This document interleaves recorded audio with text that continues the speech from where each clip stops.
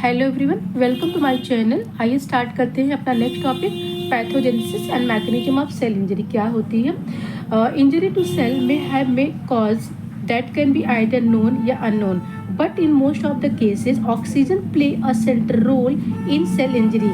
ठीक है, cell injury के जो कॉजेज है या तो हमें पता होगा या तो पता नहीं होगा, लेकिन मोस्ट ऑफ केसेस में ये देखा गया है कि ऑक्सीजन की सप्लाई कम होने की वजह से क्या होता है कि सेल हमारी इंजरी करती है।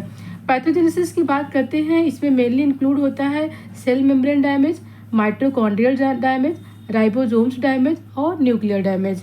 ठीक है, आइए समझते हैं कि ये क्या है। हमारा सेल है, ये सेल मेनली करेगा क्या? ये सेल का आउटर पार्ट है, ये आपका सोडियम पोटेशियम चैनल है।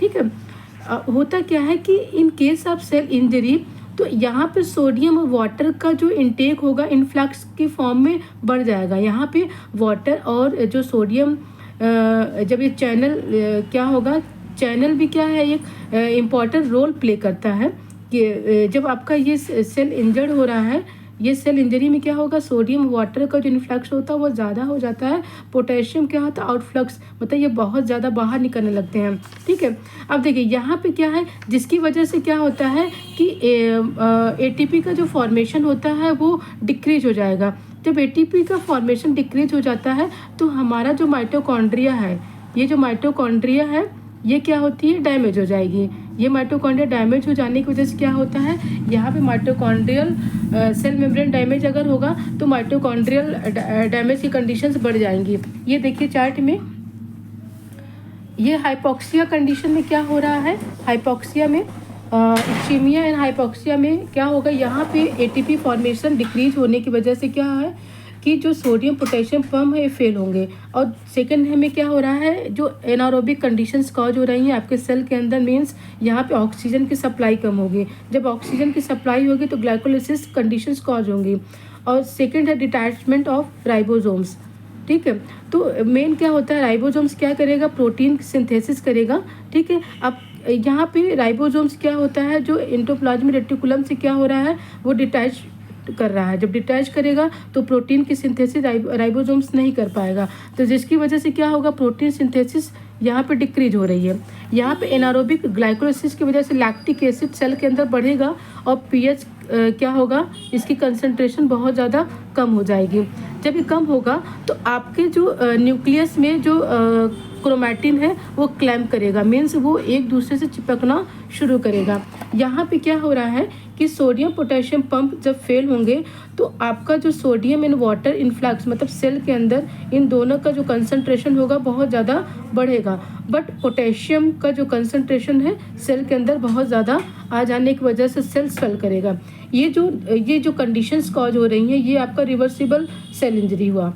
अब यहाँ पे देखिए, ये एटीपी फॉर्मेशन अगर कम हुआ तो फेल्योर ऑफ कैल्शियम पंप, यहाँ पे जो कैल्शियम पंप है सेल का वो क्या हो गया, फेल हुआ।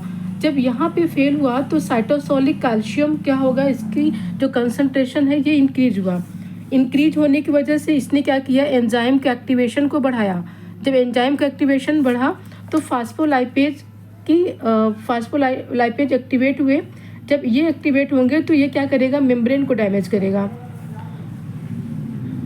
और प्रोटीएज एक्टिवेट करेगा तो प्रोटीन को डैमेज करेगा, इंडोन्यूक्लियेज एक्टिवेट करेगा तो न्यूक्लियर डैमेज करेगा।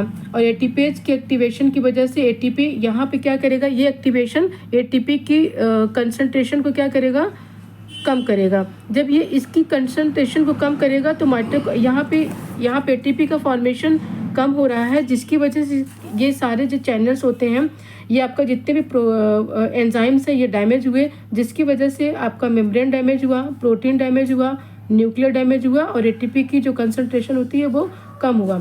ये जो प्रोसेस है ये कहलाता है इरिवर्सिबल सेल इंजरी। इसमें क्या होता है, सेल डेथ करेगा। ओके, यहाँ पे सेल डेथ की वजह से क्या होगा कि आगे चल के ये क्रोनिक कंडीशंस में आपके नेक्रोसिस या एपोप्टोसिस कंडीशंस कॉज करेंगे। इसी में हम बात करेंगे pathogenesis of reversible cell injury का। तो यहाँ पे जो चार्ट से हम लोगों ने समझा कि hypoxia ischemia leads to decrease generation of cellular ATP. Sodium potassium pump damage leads to accumulation of sodium and water inside the cell, which ultimately cause cell injury. Increased anaerobic glycolysis leads to increased formation of lactic acid, which cause clumping of chromatin. Detach- detachment of ribosomes from endoplasmic reticulum leads to decreased formation of protein. तो यहाँ पे आपने समझा होगा जो अभी मैंने समझाया कि जिसकी वजह से क्या हो रहा है, सेल स्वेलिंग हो रही है, क्लैंपिंग ऑफ क्रोमैटिन हो रहा है और प्रोटीन सिंथेसिस हो रही है. ये हो गया आपका रिवर्सिबल सेल इंजरी.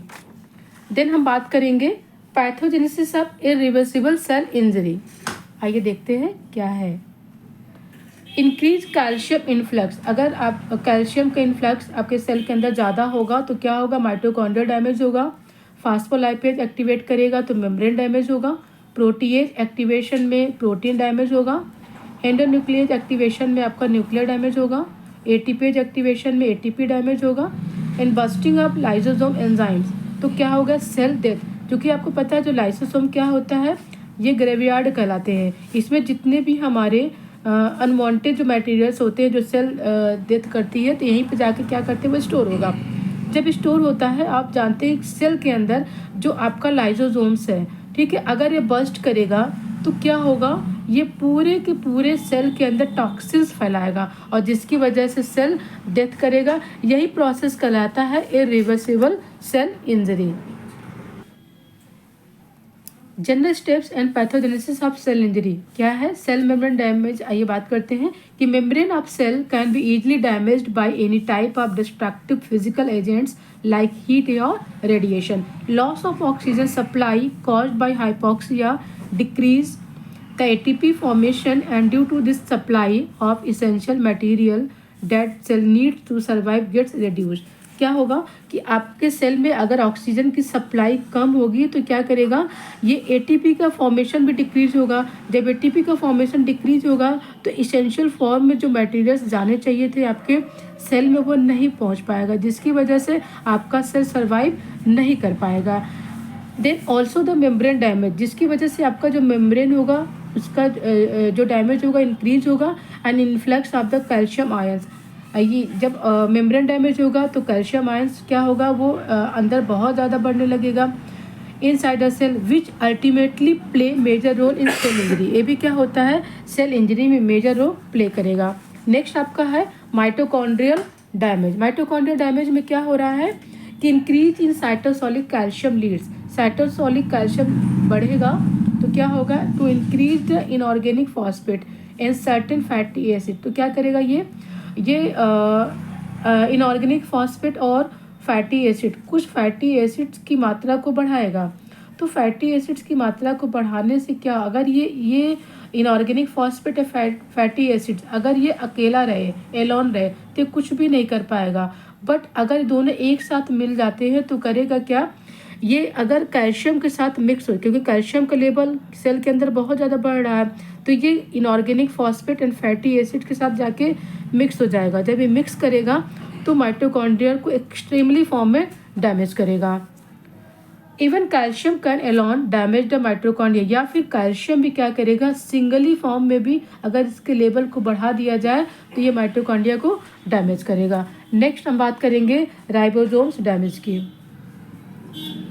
तो डिक्रीज एटीपी फॉर्मेशन. तो एटीपी का फॉर्मेशन कम होगा तो lead to detachment of ribosomes, जिसकी वजह से राइबोसोम्स का डिटैचमेंट होगा from rough endoplasmic reticulum, which ultimately to decrease protein synthesis. जिसकी वजह से क्या होगा, प्रोटीन की सिंथेसिस कम होगा, क्योंकि राइबोसोम्स का काम होता है प्रोटीन की सिंथेसिस करना. Decrease in protein synthesis ultimately leads to major cell injury. अब यहाँ पर प्रोटीन की सिंथेसिस कम होगी तो अल्टीमेटली आपका जो सेल इंजरी ज़्यादा होगा. नेक्स्ट है न्यूक्लियर डैमेज.